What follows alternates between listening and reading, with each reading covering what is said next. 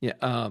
And so there, so in the Hawkeye series, there's the the woman that's trying to hunt down Hawkeye because she thinks he's responsible for her father's death in this warehouse. And so it's that woman's character. Hmm. And um, it is just so well done. And the quick background on her character, she is indigenous Choctaw, and she's deaf Hmm. and is missing the uh, lower half of one of her legs, so an Mm. amputee. And they actually cast a Choctaw woman who is deaf and an amputee to Wow. play the character in Hawkeye, and she's the same actress playing the character in Echo. And so you get to learn more about her, and this takes place after the Hawkeye series. So anyhow, just really well done. They worked with the Choctaw Nation to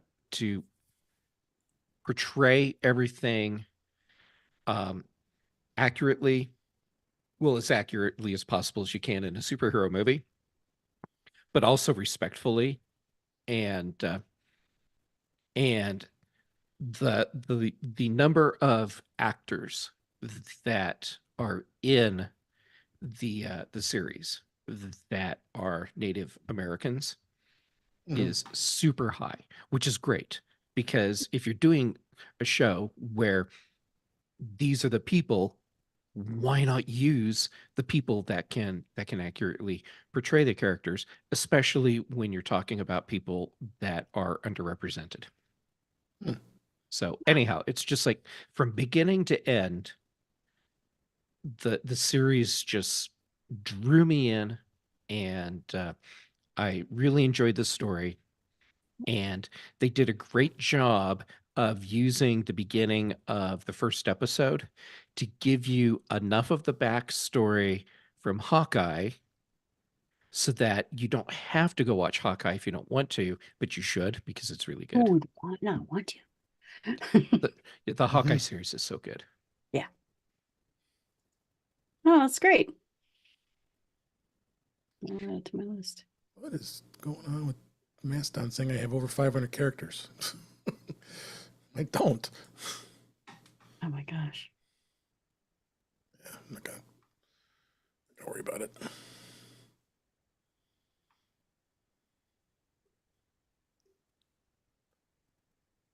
Sorry, guys. Way behind schedule here. I have a note here that says radio proof underpants.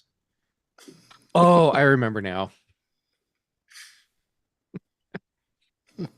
Shopping list before the big storm. Right? No, Brian and I, we finished recording Context Machine just a little bit ago. Actually, just published a Nice. few minutes before I jumped in here. And one of the things that came up in the discussion was um, um, me being at CES one year and finding, 'cause I had a knack for being able to find some like really weird products. And there's a company that was selling basically Faraday cage underpants for guys. And the marketing spin was uh you're carrying your iPhone or your whatever, your smartphone in your pocket, and it's emitting all these radio waves that are just going right into your junk. And you don't want that. So you need to have our special underpants that have silver thread woven through them to make a Faraday cage. And so I find these, and and Dave Hamilton's with me, and so I'm like, show me these underpants. How do they work? And they hand them to me, and I'm like, I got to try them on, and they're freaking out. So I they wouldn't let me take my pants off and put their underpants on. So I pulled their underpants over my pants, and so I Supermaned, and and Dave, he's like taking photos and filming this Oh, whole of thing. He's course. like, "This is great stuff." Of And course he is. so I take my iPhone and I jam it into the Faraday cage underpants. And deadpan, I look at Dave and I said, "Call me," because I wanted to see if it would block the Gosh. radio signal. And sure enough, it did. I didn't get the call. But anyhow, so Wow. this comes up on in our conversation on Context Machine because of course it does. Mhm. Brian has no recollection of this at all. But to be fair, Brian wasn't going to CES anymore at that point. So there's a lot that we were doing that he wouldn't have caught because he was babysitting all the writers that weren't at CES. And those of us that were there, we were taking care of all of our stuff. And anyhow, so he's like, if you can find the video or the article, we got to put that in the show notes. And I couldn't find it. Jeff, I think I learn something new every time I'm on anything with you. I know. He, Thank you. That's so sweet. I was at CES the 1 year in Chicago where they allowed everyone to come, which was Oh my God. 1993. that's I going remember long. that. Going Yeah, back a I ways. went to that and I saw my first flat panel television and I called my friend and I said, "You won't believe it. It's beautiful. You've never Which, seen anything like it." yeah, yep. Oh, good times. Yeah. Oh, I wish it was still here. Yeah, I know. I totally get it. But having it in Vegas, Oh, I know. it sure made it more convenient for me because it's a shorter flight. And Then to Chicago? Really? oh yeah, it's it Yeah. is I mean, from it takes me Yeah. okay, so from here to the airport, it's 45 minutes to an hour. And then to get to Vegas on the plane, it's what? An less than 90 minutes, maybe 90 minutes, Hmm. something like that. It doesn't take that long. It's under 2 hours to get I thought it was under, to Vegas, thought it was under 2 hours but to it get to takes here. me longer than 2 hours to get to Chicago. It takes me 2 hours to get O'Hare Airport. It takes me another 2 hours to get downtown, which is ridiculous. This checks Dri- out. Yep, Driving. yep, yep. Anyhow, it's Are you talking about driving or flying? Driving. Are you Flying. driving? Who would fly to Chicago? Well, why you wouldn't know. yeah. It's yeah, it's funny for me to go to Vegas when I look at the timing because it's like I spend as much time driving as I do in the air. Yeah. Yeah. Oh, yeah, for sure. But then back when Macworld and CES were fighting for that priority spot at the beginning of the year, going to San Francisco to Vegas or Vegas to San Francisco because you have to like have them back to back. You're not going home in between. Right. That sure made that a lot easier too. Yeah. But Chicago's a pretty cool place to go. This is true. I'm going to try one more time here. I was forced there too many times.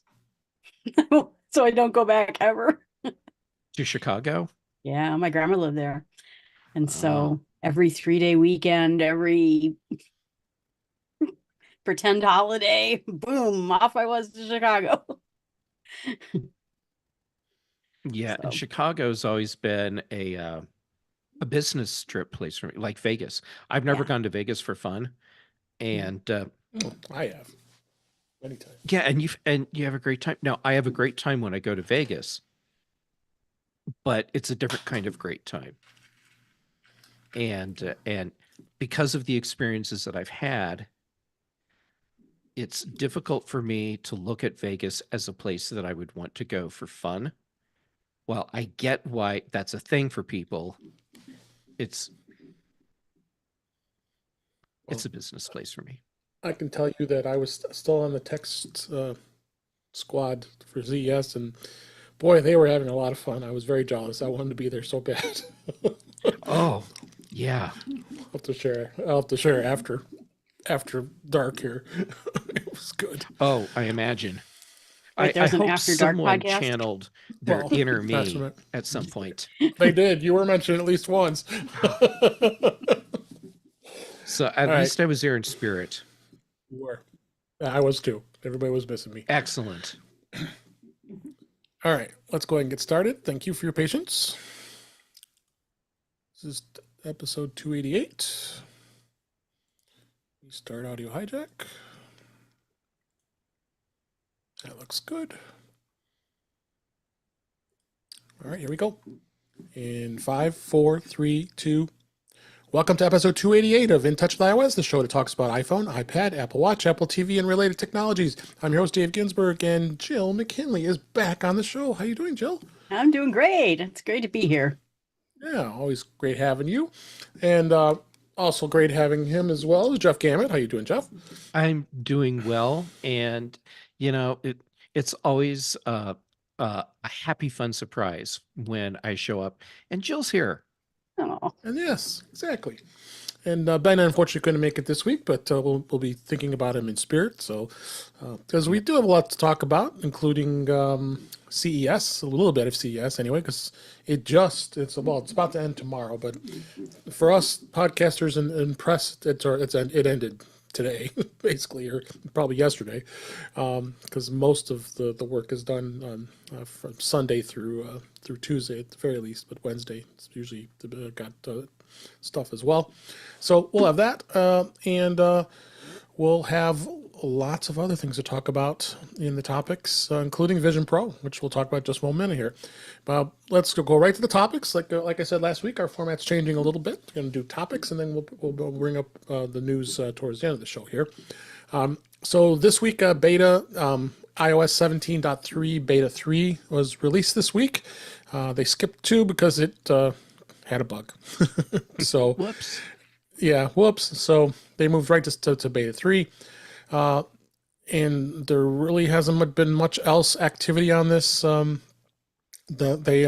added of course, the stolen device protection feature. We're anxiously waiting to have that in the production version. 17.3's got to be out here sooner or later. And the other thing with requiring a verification code and a 1-hour delay to access this stuff with the secure device program there, as well as we talked about music playlists. So pretty much everything we've been talking about. I don't think we really have noticed much else. I haven't been really active looking at it as of late with iOS 17.3. I don't know if you've seen anything on your iPad, Jeff, with the beta. Did you even do it yet? Because two was skipped. Yeah, I haven't installed beta 3 yet. With what was going on with beta 2, Yeah. even though it's my sacrificial iPad, I decided I wasn't quite ready to risk the sacrifice yet. Yeah. So I know, Jill, you've smarted up and you're not putting beta on your yeah, I devices. reformed my terrible ways and got out of the beta program, but I was thinking about it, and then I saw what happened to 2, and then I'm like, no, you're good. Yeah. So But I'm excited for it. yeah, WatchOS 10.3 was released, as well as tvOS. Nothing really big there. But the question is, when is 17.3 really going to be released? Usually in past history with Apple, you've seen that they would probably release it probably around January timeframe. So they're thinking potentially maybe towards the end of this month as we record here in January. But what do you guys think? You think they got a few more betas? They may have to do a few more betas only because of what happened in beta 2, that they moved right to beta 3, right? it feels like this change is significant and that there would be a lot of places where if you screwed this up, it could cause Yeah. some real harm to somebody. Yeah. And so I feel this will be a little bit longer than most because if you start messing with how people authenticate, you have to be careful. Oh, for sure. I see that in the enterprise world too. You can't like messing with VPN. You can't mess with that because it's going to be a nightmare as well as people not being able to access things. So you don't want that to happen. But this is important. This has been a big problem for a while. So we'll see where it goes here. We'll keep talking about it here. So I'll give you my the other big prediction on release date. yeah, go ahead, please. Well, I'll do it as a window after January 19th. Okay. So that'll be a week away from as we record here. So definitely it's going to be interesting. So like we mentioned, we're going to talk about CES a little later. But Apple decided to interrupt CES, and on the first day, it decided to announce that the Vision Pro is going on sale on February 2nd for that that really reasonably priced of $34.99. They're going to pre-order the headset January 19th. And if you've been waiting to get one of these, yeah, this is what can I say? It's going to be crazy expensive. I mean, but you know what? Just like anything with Apple, you know that there's going to be people breaking down the doors to pre-order one of these things, and they're going to probably be sold out, and there'll be demand for something that's just terribly expensive. We've talked about what the device can do and where it's at. It's a new technology. Jeff, what's your thoughts on this with Vision Pro? I mean, you think Apple's going to sell out? I think they are. I think they are. I think that they have a pretty good idea how many they need to make, and which is different from how many they potentially could make. And Yep. I think that depending on that initial demand, that will determine how quickly they ramp up production, and or if they ramp it up at all. So they might just keep it at a steady level Yeah. through the year. By the way, this ties in directly to my prediction of after January 19th for It the does. iOS 17.3 release, because That's true. Because Vision of Pro features in iOS get them in the operating system release after people can start buying the right. device, but before it actually ships. Yep. Well, I mean, of course, you have to have rumors of how many devices are going to be made. Ming Chu Ko is always known to be giving us what the inside word is, and article here in Mac Rumors that Apple is planning he says to produce between 60 and 80,000 Vision Pro units for the February 2nd launch. With the small size of that shipment, he believes the Vision Pro will sell out as soon as the release. So, yeah, I mean, again, rumors, we don't know. Are they going to make more than 400,000 units? They don't know. I just don't know what the price point is. This is I mean, other than the beginnings of the novelty of it all, and people can drop $3,500 on this device. I don't know where it's gonna go. I mean, it could be a flop too. You don't know. It could be a flop. I mean, Apple is doing something that's for any company is very scary, and they are creating a whole new space. They've had good luck with this in the past. Um, Look at the iPhone, look at Yep, sure. the iPod. So both new platforms, and now we're going to see what happens with Vision Pro.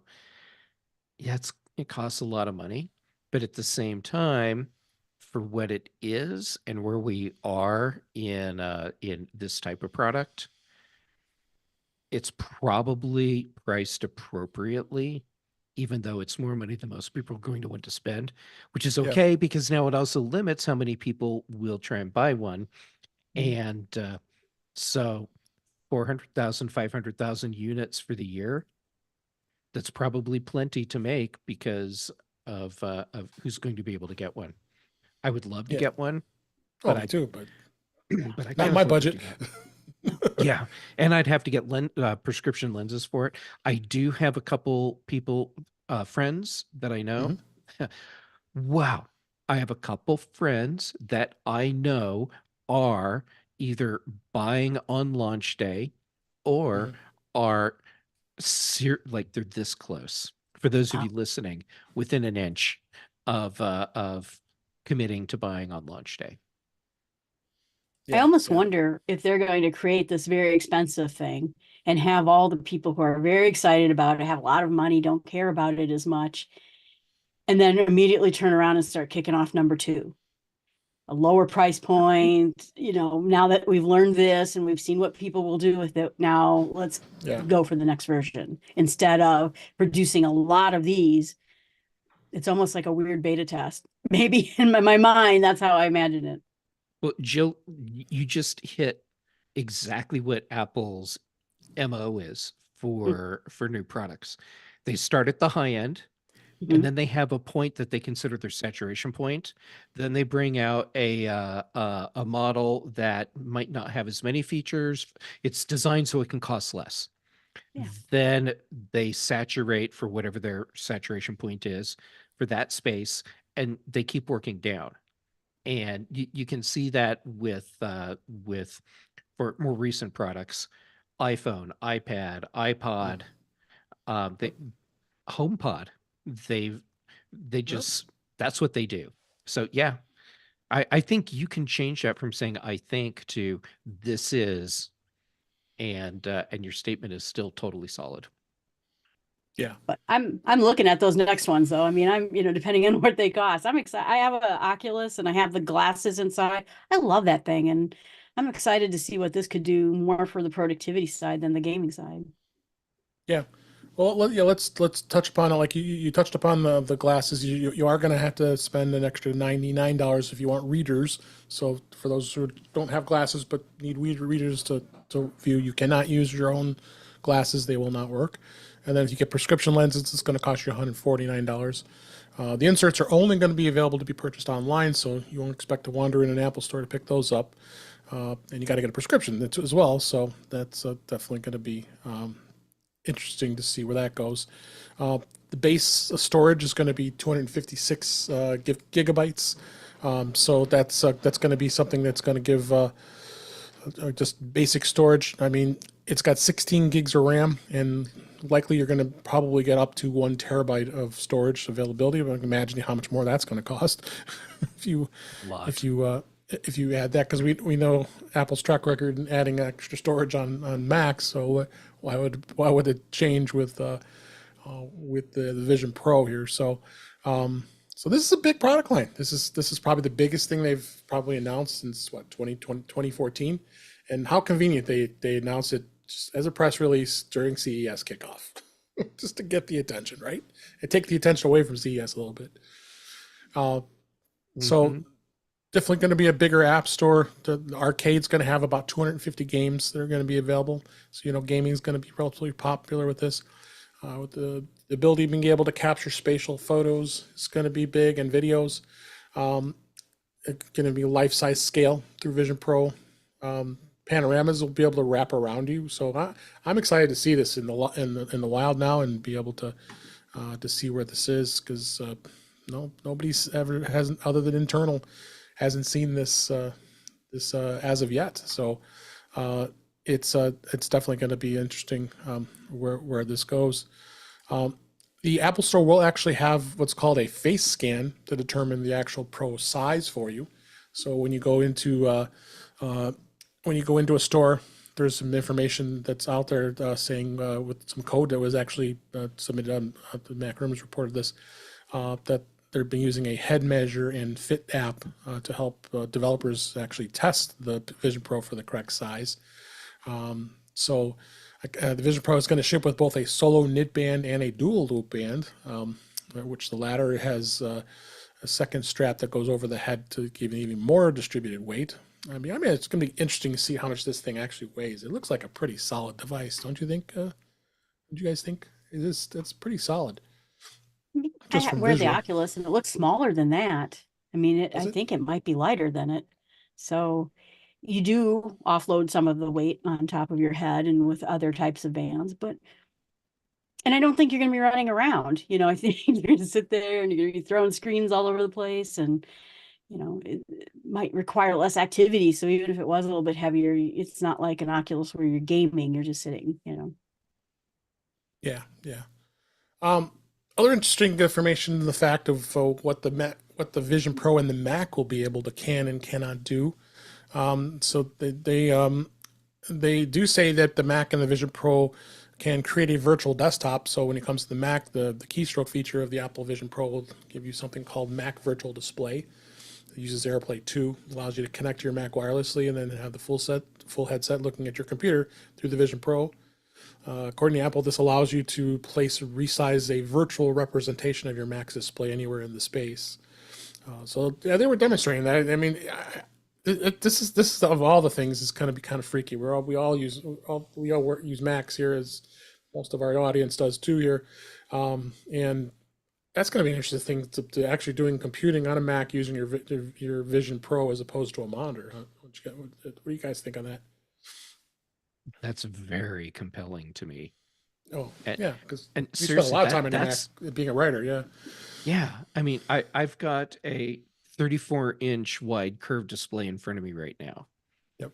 And the idea of being able to make this go away and have a substantially larger workspace area without taking space on my desk, getting space back on my desk. Yep. I mean, that's very compelling. Yeah. Now, for me to be super happy about this, third party online chat tools um, um, wow, isn't that funny? We use Zoom every day, and all of a sudden I had to click on the app and look in the corner of my screen to remember what it's called. To be able to use Zoom uh, without having a camera in front of me and appear to you as just like this, Mhm. that's kind of a really cool idea. Now, how long before third-party app developers can take advantage of that? Because at launch, it's Mhm. just a FaceTime thing. Right. Yeah, right.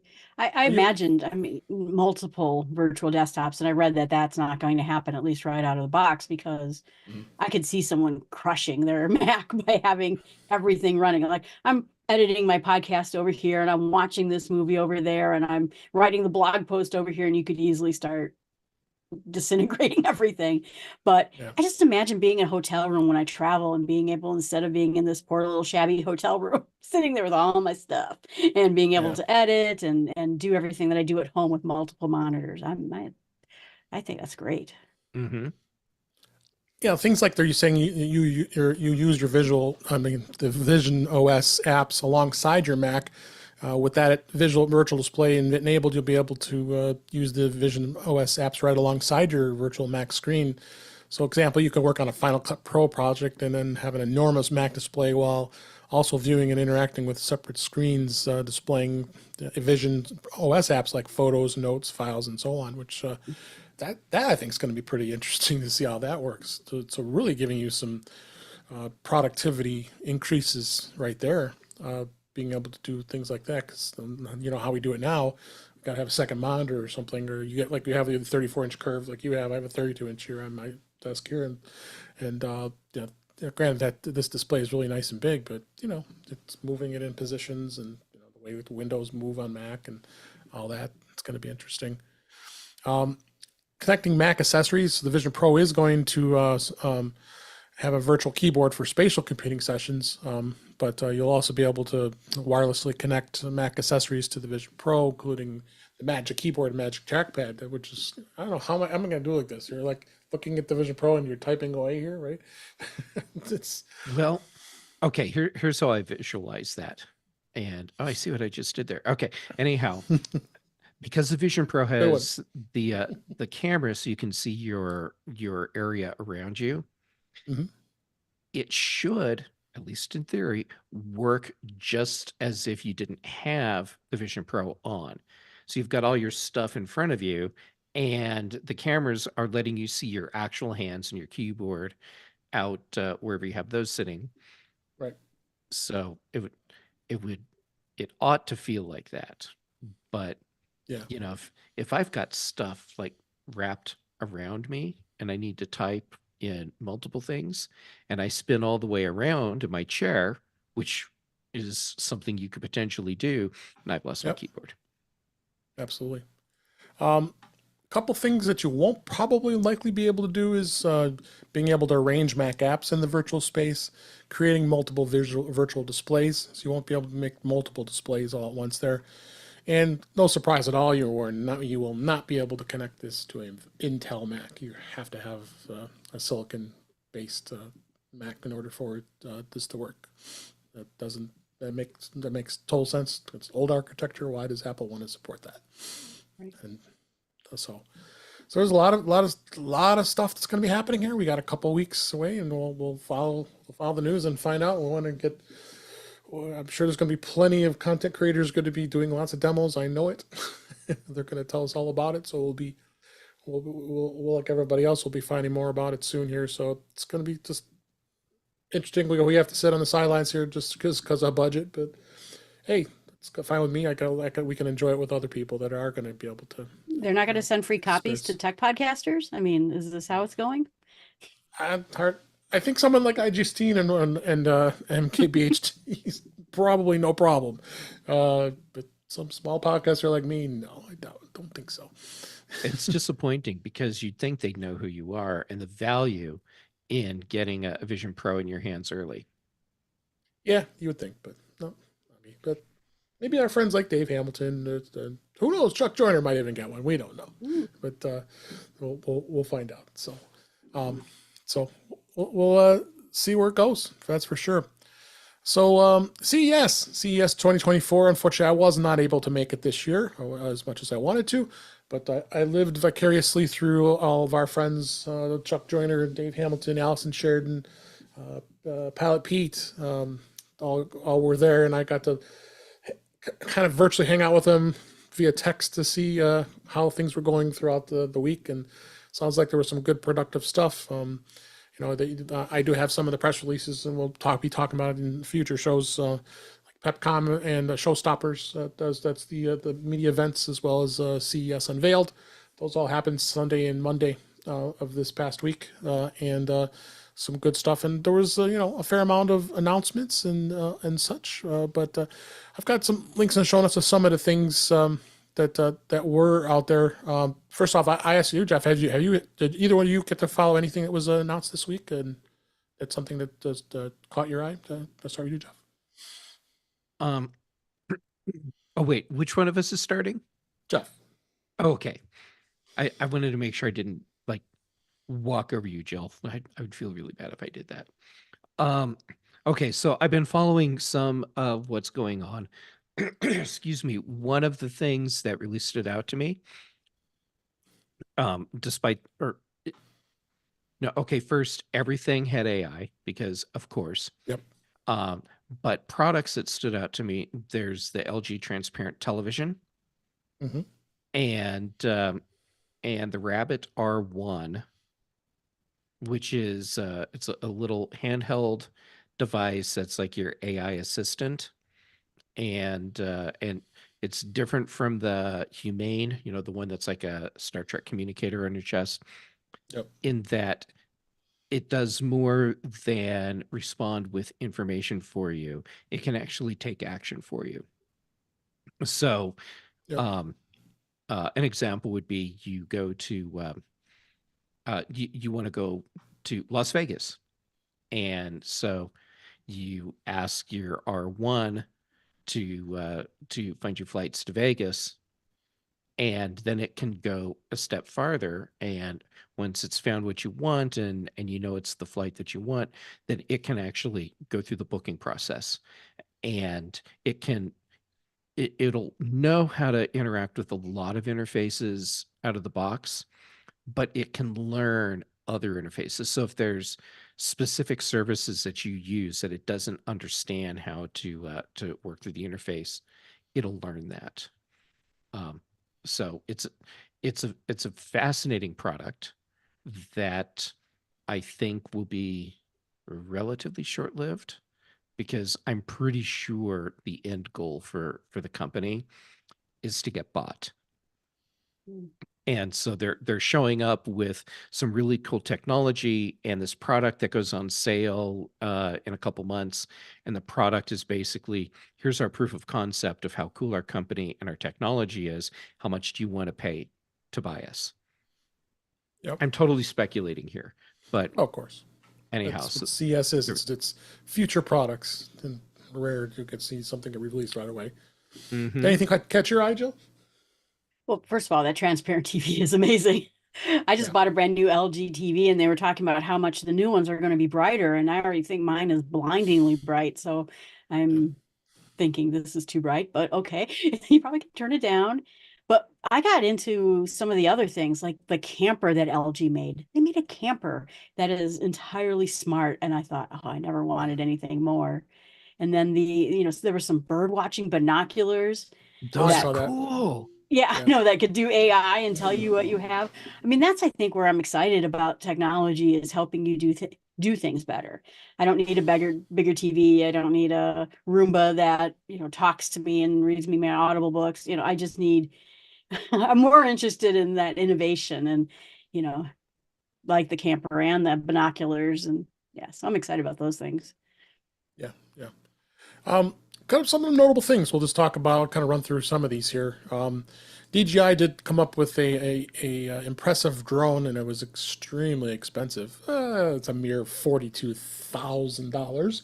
Uh, well, it'll go over. It's 66 pounds, and it goes over 25 miles on a single battery. But that costs us a Wait, little. how many? It says 25 miles on a single battery, and Okay. it weighs 66 pounds. Um, and it's $42,000.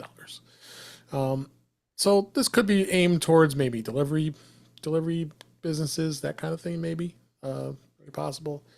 Um, we know Apple was very adamant against promoting the fact of using the AirTag for your dog, and then a lot of people were putting the dog, on the dog chain on their collar with the AirTag.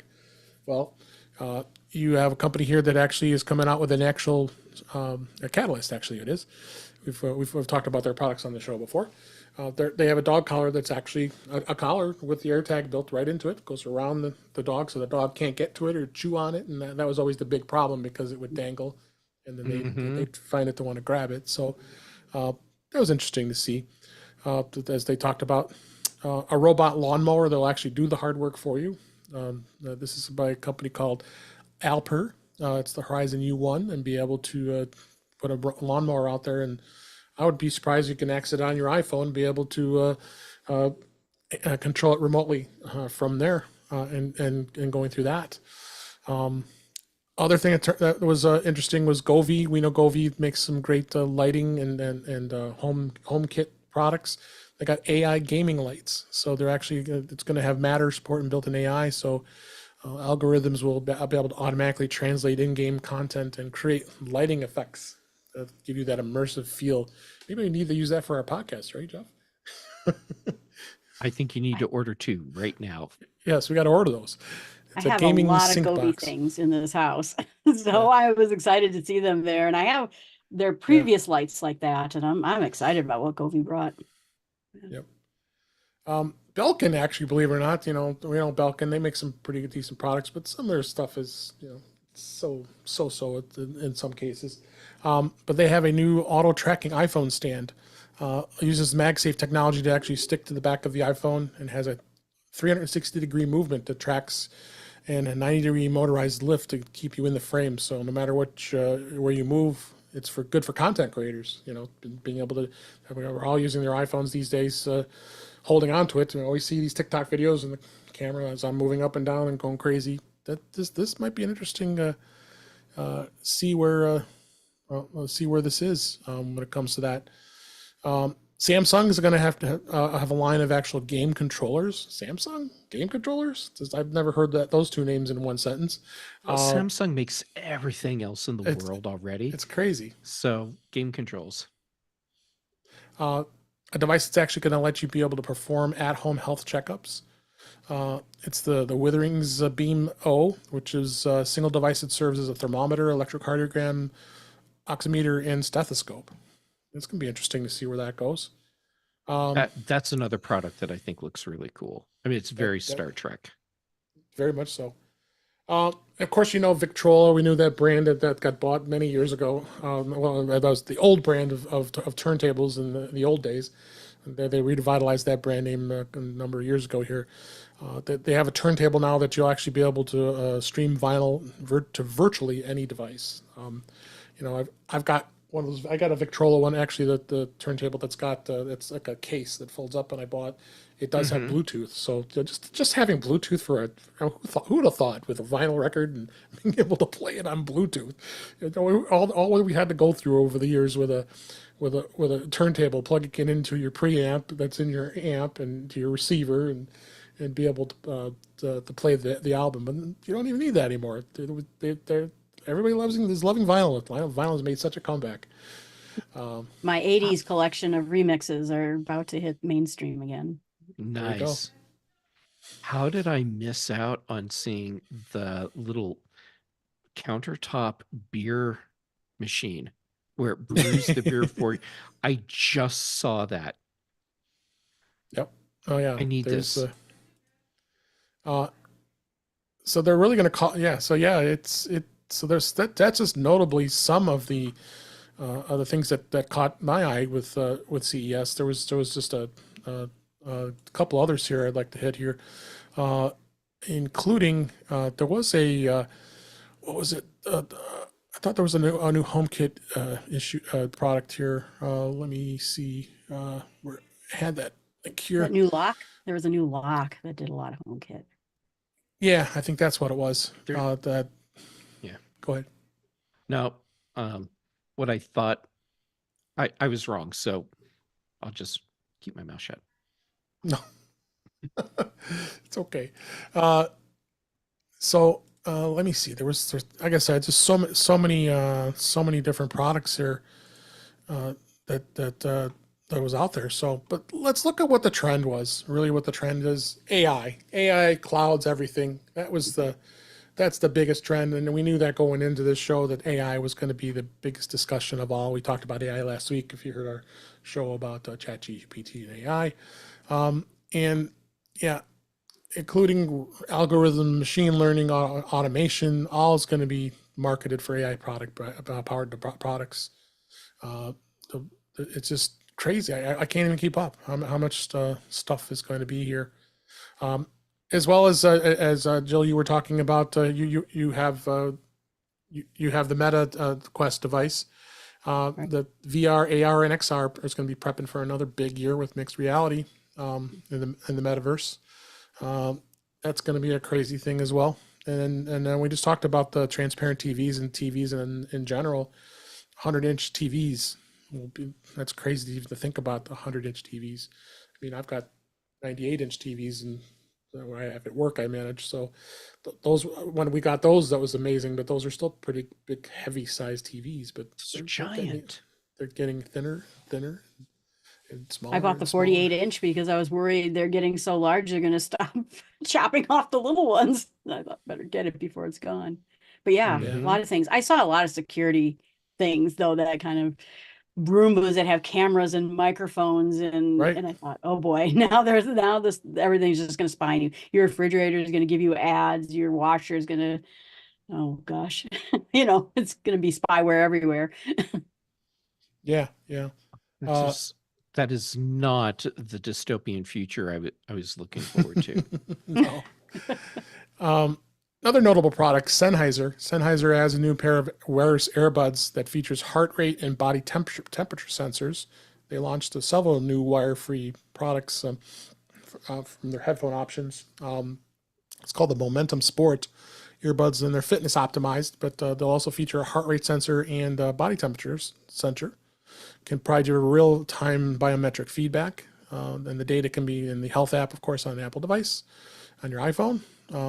So that was one notable thing. So yeah, looks like Sennheiser just released a bunch of new products that are very similar to what that feature.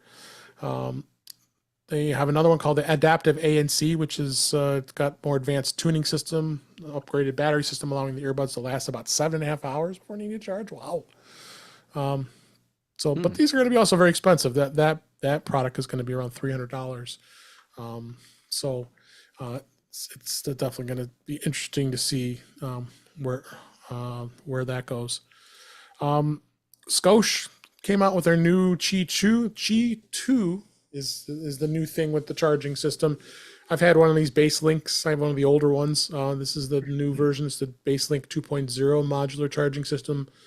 It's offering the Qi 2 charging standard. There's a MagSafe version that launched earlier this year, but this new model is going to be available with. It's going to be directly from Scosche in the spring here.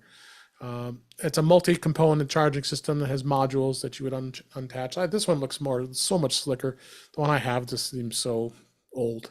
But at the time when I brought it, it was pretty cool. But yeah, Scosche makes some cool stuff. That's for sure. Some of the other mobile accessories that were released, I think there was like we talked about the Belkin. There was some cases. Hyperjuice came out with a 10,000 milliamp Qi 2 charging bank. They saw that. So did Anker. Anker has a 6.6 kilowatt MagSafe power bank. So you're seeing more. And Mophie came out with their juice pack. I would love the juice pack. When it first came out, that was the first thing I always had on my iPhone. I remember it had that big giant case. I had to slide the iPhone into it, and you had the little piece that had to pop right into it to lock in place. That was my Mophie juice pack. I loved having it. I remember the juice pack now. Yeah, I forgot all about that. Yeah, so Mophie has come back. So Mophie had since been bought out by Zag. So they're a bigger company now. But this is awesome that they brought the juice pack back. I always loved that. Well, back in those days, those older iPhones, the battery life was so bad. Yeah. And you had to have it. I mean, yeah, as soon as the battery's let go, let me flip the switch, boop, boop, to get the to get the battery to work. Yeah, there's just a lot of other stuff. HonorBox came out with some new cases. Of course, we talked about this last week, the Clicks Creator Keyboard. I'm gonna have to ask. We plan on having Chuck join her on the show next week. Everything works out in the schedule. I'm hoping he was able to see this Clicks Creator Keyboard, which was the making your iPhone look like a BlackBerry with the physical keyboard, which I think is still crazy. My God, they're charging $159 for that case, which I think is just absolutely crazy. So it just seems like there was a lot of cool stuff that was announced, and I'm just very impressed to see what this. I'm going to see if there's a couple other items here. The locks, the HomeKit locks were a big thing. You talked about the Robo vacuums. Roborock was going to support Matter. It's got. It's endless. I think we could go on here. And the first Thunderbolt 5 devices, that's kind of nice. Actually, in fact, I remember actually from our texting from our crew, there was a dock that was announced by here it is. It was the J5 Create. They have a new Thunderbolt dock. But the only problem is with the fact it's got Thunderbolt 5. The Thunderbolt 5 standard hasn't been ratified yet. It still has to be approved. So I think it's the earliest it would have to be approved would be April. But you can imagine how expensive those stocks are going to be too. Oh, yeah. With probably about you should buy one to go with your Vision Pro. Yeah, exactly.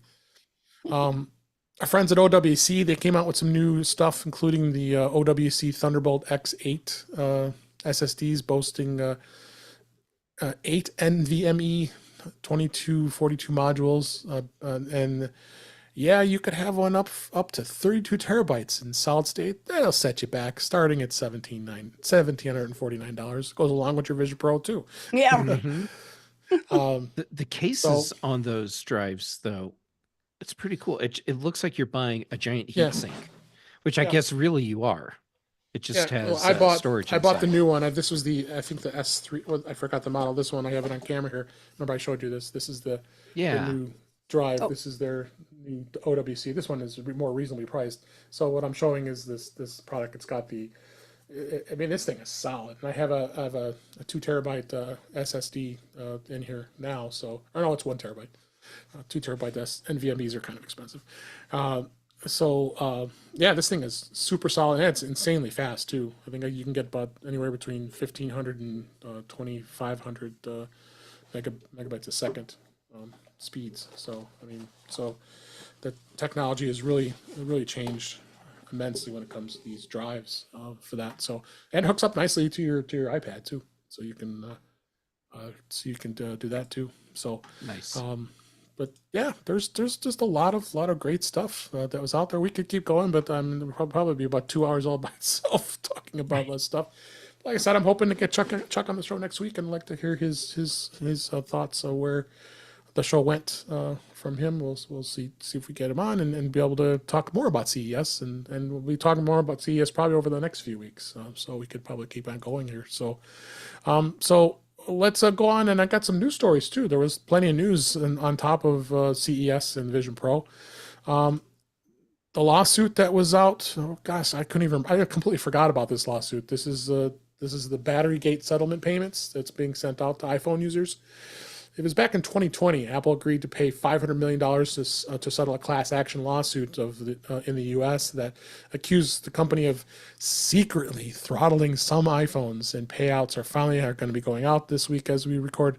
Who had submitted a claim. If you remember what it was, this was filed in 2017, shortly after Apple had revealed that they were throttling the maximum performance of some iPhone models with chemically aged batteries when necessary to prevent the devices from unexpectedly shutting down.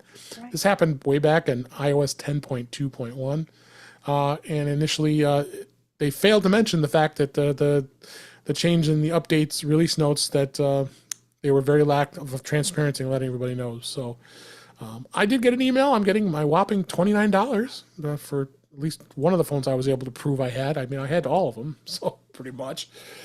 So probably could have, because there are some people were getting up to 90, 100, 90, 100, $150, and if they were able to have multiple iPhones. So what do I you was think a on this, person who Jeff? had a ticket where my phone would insta shut down. So I could Yeah. abuse some throttling to save my Oh, battery from crushing yeah. me. What do you think of this, Jill? I mean, what do you think of this lawsuit? I get the transparency business, but like I said, I think that they were trying to solve a problem, that the performance got so much better than the older batteries could handle, and the older batteries were probably sitting at some percentage, and they were solving a problem. They weren't trying to take anyone's performance away. So I get it. They didn't say anything, but I kind of think too, I thought it was overdrawn back in the day. Yeah, yeah. How about you, Jeff? The only mistake Apple made with this was the transparency thing. Yep. And this whole thing was blown way out of proportion and became a opportunistic money grab that ultimately just costs us as consumers because we will be eating the cost of what Apple is paying out. And yeah, this should have never happened. Yeah. And all it would have taken is for Apple to say up front, hey, this is how we're managing older batteries so that your phone doesn't unexpectedly crash. Yep. Right. Absolutely. So, gonna be interesting. We'll see. When I get my check, I'll probably show it to everybody. I would Awesome. hope. And we know Chuck Joyner's just shaking his head because I know how much he hates lawsuits when it comes to Apple. I'm going to um, sue them for not throttling my phone yeah, and there leaving you my go. phone battery dead all the time. Um, Let's get that uh, lawsuit going. let's do it. Let's do it. So next story: some Apple Music subscribers were experiencing library syncing issues across the iPhone and the Mac. Over the past few months, some users were unable to sync their Apple Music library. I kind of noticed it myself. It was happening at least on my Mac, and it seemed to be it was due to a bug. You get an error and it would say Genius results can't be updated right now. An unknown error occurred. I always love those error messages. Unknown error occurred. 18004. These complaints It were has a all over number, so they must know Yeah. something about it. must be something though.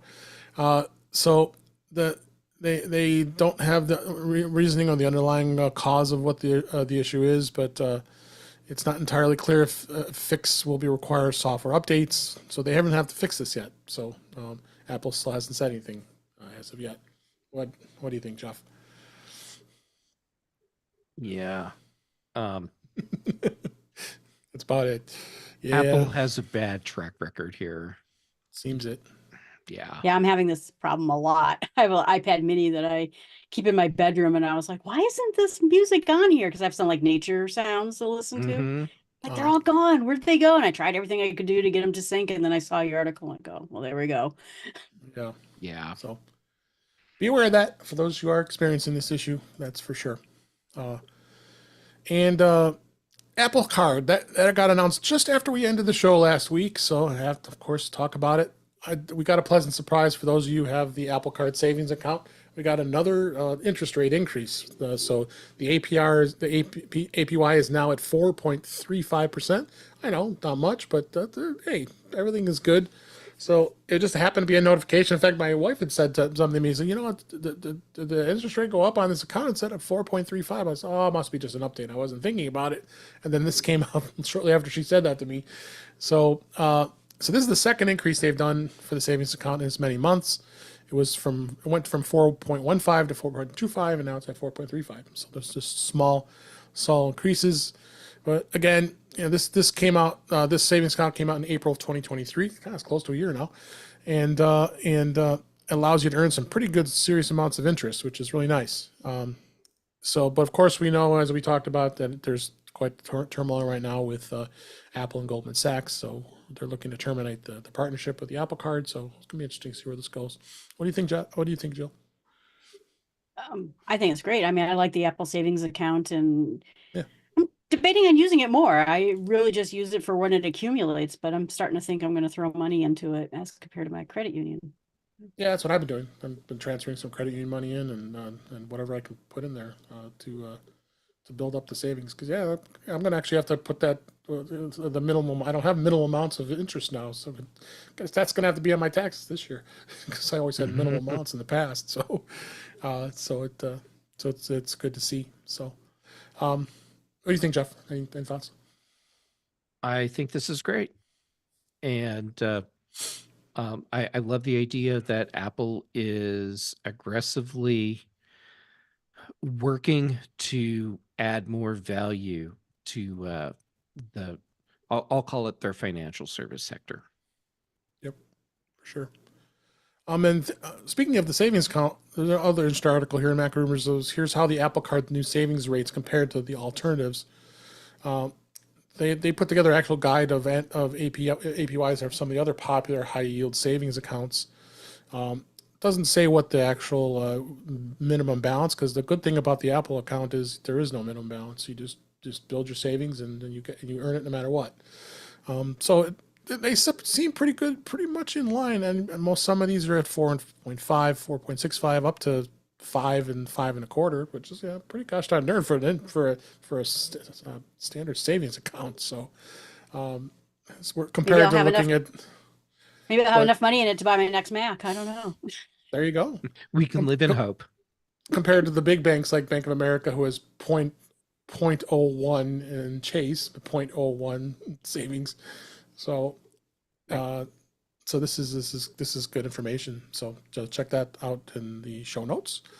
Apple Music Classical is going to be expanding to more countries finally this month. Later this month, it's going to be available in China, Japan, South Korea, Taiwan, Hong Kong, and Macau, starting on January 24th as we record.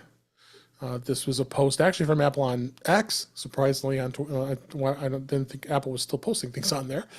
Um, so Huh. Apple did launch Apple Music Classical finally after many years of after buying out of that other company last March, and offers music subscribers access to this as well, but it still isn't on a Mac. Still doesn't. Understand. I use the classical app. Jeff, what do you think on this? I think this is nice. And at the same time, I don't care.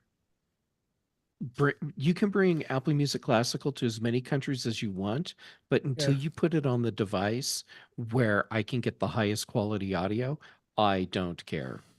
there you go. Give me Apple Music Classical on my Mac or GTFO. Dang it. Dang it. What do you think, Jill? I'm curious, and maybe Jeff knows the answer to it, or you do. Why is there a separate app? I don't understand why this isn't I, just rolled into music, but I I'm like getting classical music and I'm glad to have more of it. Jeff has I a thought don't on know that. why it's a separate app. I can speculate. And I think it's because when they bought um I just forgot the name of the company It's they like bought. prismatic or something. Yeah, I forgot. Yeah. Yeah. It was already a separate app.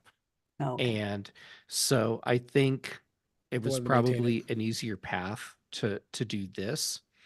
At some point it may get rolled into their overall music app. Um, but yeah, for now it's a separate app. But it's Couple other nice. I story. love the Yeah, selection. It's great. yeah, Yeah, absolutely. too bad I can't use it on my Mac. Grr. Couple more stories here. Al Gore and James Bell are going to have to retire from the Apple's board of directors, and Dr. Wanda Austin is going to join. Both of those gentlemen are over the age of 75, and I guess there is a rule on the board of directors so that anybody over that age has to step down and retire. So it and they've obviously been great for Apple's. Al Gore especially been looking helping with Apple on the board for a long time. According to Apple, this Dr. Austin has bringing decades of science and technology experience to their role. She has a track record of advancing innovation and shaping corporate strategy. It's good to have somebody like that to look out for Apple's best interest. And it was quoted as saying, "I want to spend decades advancing the technology on behalf of humanity, and we're going to be thrilled to welcome her to the Apple's board of directors." This is Tim Cook. And she's an extraordinary leader. Her invaluable experience and expertise will help, will support our mission of leaving the world a better than we can found it. So interesting to see where this goes. Yeah, Al Gore was on the board since 2003. So, and then James Bell was on since 2015. So yeah, Al's been on there for over 21 years. So, it's a good deal. Any thoughts on this? I didn't know Al Gore was on the board. Didn't know until your article who was on the board. I had no idea. So, Okay. but Oh, I Dr. knew Wanda Al Gore was Austin, on it it. sounds great. So, Yeah. Al Gore and James Bell leaving the board. Okay. On one hand, that's sad. On the other hand, Dr. Austin joining the board. That's the big news to me. She is so smart, so capable, and has so much experience. I think what she can bring to Apple's board is if they had to ask someone to leave the board so that she could join, it would have been worth it. Yeah. This way they didn't have to. But yeah, uh, that's the really big news for me. Getting to see her on the board. Oh, for sure. Sure. So good to see. Uh, one note here, Apple did, this was announced today as we record this, Apple released a Magic Keyboard firmware update with Bluetooth security fix. They released this firmware, it's firmware version 2.0.6 that fixes a Bluetooth related security vulnerability. An attacker with physical access to the accessory may be able to extract its Bluetooth pairing key and monitor Bluetooth traffic. This is according to a Apple support document. The firmware is going to be available for the various Magic Keyboard models on the Mac, including Magic Keyboard with a numeric keypad, as well as the Magic Keyboard with Touch ID. And firmware updates are updated automatically on these types of devices, so you will never know when it does update. You can go into the system preferences, click Bluetooth, and then click the info button next to your keyboard. So be aware of that. I know it's been a long time since I remember that there had been an actual firmware update for peripherals for Apple. That we know of. Yeah, or they just didn't tell us. No, they're supposed to be transparent, right? Yeah. Um, So transparent, you didn't even see it. Yep. One of the things here, and I'm going to leave with the last story here, is YouTube discontinues its iMessage mini app for iPhone and iPad users. I didn't even know about this.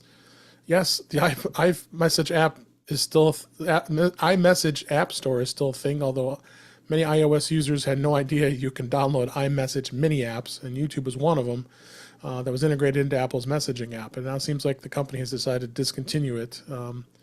It was confirmed that there was a release on January 10th for this app, and looks like it's going to be going on its wayside. I had no idea this was in here. I don't know if you guys did. I didn't know about this Yeah. specific app. Here's the real problem here. I mean, yes, YouTube does not have a solid track record with supporting Apple devices with native apps, but the fact that we have the whole iMessage app store thing and people don't know it's there, this is a big fail on Apple's part. Apple's goal has been to make the Messages app, the iMessage platform, into a nexus, a go-to place for you for all your communication, and they have failed at that, just straight up. If you ask people where are you interacting with all of these other things, they're going to tell you that they're in Facebook or they're in WhatsApp. They're not in messages. No, that's right. Yep. No, I agree. YouTube's got to do a better job with this kind of stuff. So, And so does Apple. and Apple too. All right, last story of the news this week. The ITC wants Apple Watch the sales ban reinstated. Apple presents a weak and unconvincing case. The ITC formally opposed Apple's motion for the Apple Watch sales ban to remain paused for the duration of Apple's appeal. A document was filed with the U.S. Court of Appeals in the Federal Circuit Court. The ITC lawyers say that Apple presents a weak and unconvincing case to invoke the extraordinary remedy of a stay pending appeal. And adding that Apple's arguments amount to little more than an indisputable intricated infringement, requesting permission to continue infringing on the asserted patents.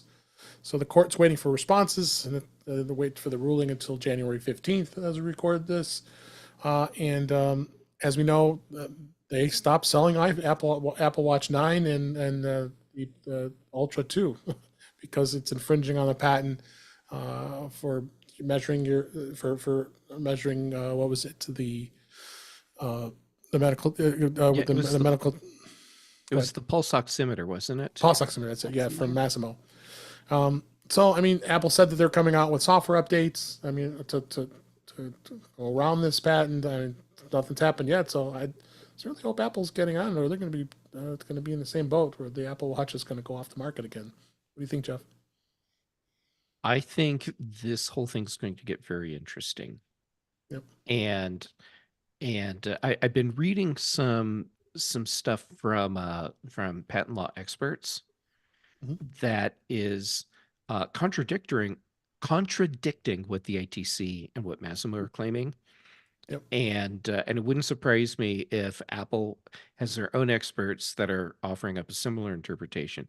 And basically, what they're saying is what Massimo is doing in this case, which I'm finding very interesting. They're saying they're acting more like a patent troll. Yep. And I find that fascinating because Massimo does make products, and so this is not typically something you would hear together. But Right. here we are. So what they're saying is that what Massimo has done, which is basically the same tactic they used in their previous case with the other company that they sued. They're taking their patent and then essentially reverse engineering the interpretation of the patent to fit the argument that they need to make to try and be successful in Mhm. court, which isn't necessarily in line with what the patent is actually saying.